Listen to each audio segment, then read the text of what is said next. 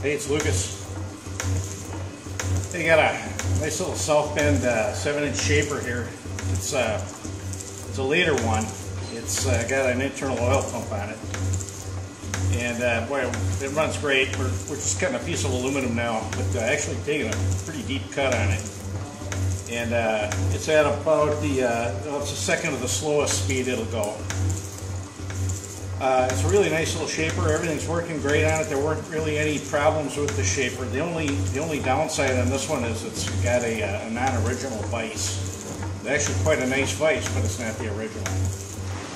So let's talk a little bit about this guy.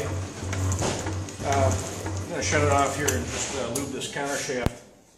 It's been a while since I've run it. In fact, it's probably been quite a while since it's made any chips. And boy, it's working well now to do that. So we'll flip her back on here and show it in operation. It's got it's all original rocker switch. This is all everything on it. Like I said, is original except the vise. So and the stand. The stand's not an original stand. Let's take a look at that. But it's a really nice stand actually. It works really well for this shaper. So let's take a look at the cut we're making with it. And geez, we're taking probably a 1/16 of an inch off that aluminum, and I'm guessing we're going 20 thousandths, across each time, so the work is moving that way into the head. So the pump is working because several things. One, we can see the oil being moved internally. There's actually a little catch cup right there on the Scotch yoke that's going up and down like about that speed, and that's full of oil, so that tells us that the pump is working. The other thing that indicates the pump is working is I did not lubricate the ram manually. I did it. I only did it. It's only being lubricated, and oil is only coming to the surface here by action of the pump that's internal there. Let's see if I can get a light on that. Anyway, the pump is original, and geez, it's working really well. The pump, there's a little lever arm back there in the corner. You can see that going up and down right there. That's the actual pump. Let's see if we can get a picture of it up under here. But there's one of the two. There's actually two bolts holding the vise onto the box right now, and a central pivot. So the central pivot was there in the box, as was a hole in the bottom of the vise. And then, like I said, I added 6 holes drilled and tapped to the bottom of the vise to accommodate different positions. This vise can be turned 90 degrees each way. So there's actually 3 positions that can be mounted on the box, this being one of them. So we know it's a later shaper for 2 reasons. One, it's got the wide, this portion of the shaper is wider. And then the other one is that it's got the internal lubrication system. So a couple of things I want to point out. Let's talk about lubricating this little guy. So points to lubricate, and we're just about to the end of our workpiece, so I'm going to shut that off. Points to lubricate. There's a lubricating hole right here, and there's one on the other side, analogous to this one. There's a lubrication point right here for the ratchet. There's another lubrication point here for the ratchet drive. Also, I would always lubricate the clapper. That's nice and free. There's also a little pot on the bottom of the foot, so you actually inject some oil right into this hole, and then that helps to lay down a layer of lubricant across the foot. Then you'd want to lubricate the ways, both the horizontal ways for the.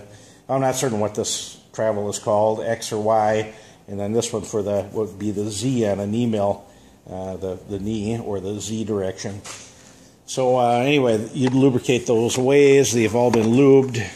You lubricate that. Here's the hole for the lead screw on this side. There's a hole right there. There we go. Make sure that the oil level is adequate internally here for keeping that up to snuff. And then there's a couple of points where one lubes the counter shaft right here and here. So that's sometimes there's places to lube up the motor, but this one doesn't have lubrication ports on it. So it's the original motor as far as I know. It's a reversible motor, but I would not reverse it. It's really set up ideally for this shaper in this direction. So you want to have it turning the direction of that arrow. It's got the original guards. These are aluminum guards. They're really in great shape. That's one of them. And then here's the other guard. That one doesn't actually pivot. This one pivots because one needs to pivot it in order to change the speeds. And let's talk about that. So you lift up the guard. I would hold the guard up, otherwise it's going to clang down on you. That lifting up this handle then releases the tension on the belt, which can then be adjusted. You'd want to move it to a lower, whatever the smaller pulley is in the direction you want to go. This way would speed up the action of the stroke, and towards the base here would slow it down. So as I said, we're at about the second slowest speed that we've got. Then to adjust this, the stroke of this is the advance on the table, on the crossfeed screw. And the way you want to adjust the amount of throw is right here. And in order to do that, there's a little label up here. It says adjust stroke when arrows meet. So I think we have to put the tension back in the belt here. And then we'll adjust this, bring this in to where the arrows meet. And I like to go in the proper direction of the there. And then once that's adjusted so that the arrows meet, and you can see them right there. There's an arrow on each side, one on the label and then one on the cylinder. But once you hit those, then you loosen up this bolt, slide it. Moving it towards the center will give you less of an advance, and moving it towards the periphery will give you a greater advance.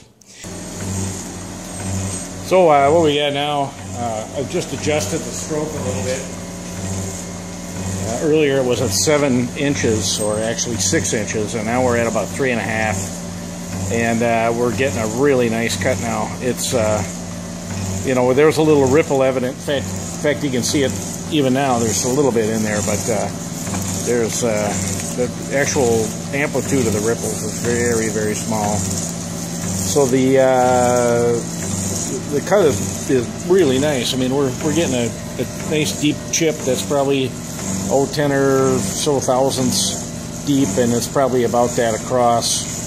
And boy, it's just cutting great and then leaving this really nice finish. We'll shut it off here, take a look at it. We'll get the ram out of the way. We're running it by. There we go. Okay. So yeah, I mean it's really good. I would say the ripples are probably way less than a thousandths, probably more like on the order of a couple of tenths. You can just barely feel them. You can see them. But I think that with a little more tuning, especially of the cutter here, I put a radius on it, but it's not much of a radius really. Anyway, I think that some of that would come out of there. But it's really looking good. It's a nice old South Bend shaper, and man, for the age of it, it's in great shape. The copy of a Kurt Milling vise, and it's really solid. I mean, they have some advantages over the original shaper vise, including the fact that the movable jaw won't lift up. It tends to be pushed down when one tightens up the clamping nut. It's a 3-inch vise. There are parallels available for this size vise, which is nice. And it takes a 7/16 wrench, not that that's any big deal. And it opens up to about 2 15/16. There are 2 plates on it. The front and back jaw plate actually that can be removed, and that'll open up to 3 15/16 actually without those plates in there. Well, listen, hey, this is Lucas signing off. Thanks.